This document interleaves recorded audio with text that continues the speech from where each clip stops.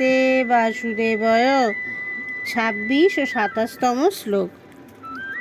তত্রাপশ্যস্থিতান পার্থ পিতৃনাথ পিতামহান আচার্যান মাতুরান ভ্রাতॄন পুত্রান পৌত্রান সখিংস্তথা শ্বশুরান সুহৃদশ্চব সেনয়োরুভয়োরপি তান সমীক্ষ সকৌন্তেয় সর্বান বন্ধূনবস্থিতান কৃপয়া পরয়াবিষ্ট বিশিদন্নিদমব্রবীৎ।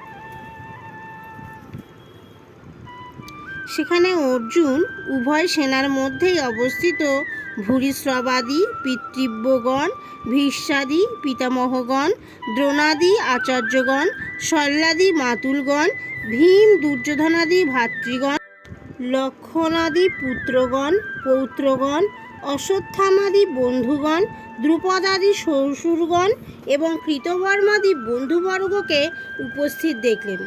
সেই সব বন্ধুদের যুদ্ধক্ষেত্রে অবস্থিত দেখে অতীব করুণাবিষ্ট হয়ে দুঃখিত চিত্তে অর্জুন এই কথা বললেন। হরে কৃষ্ণ।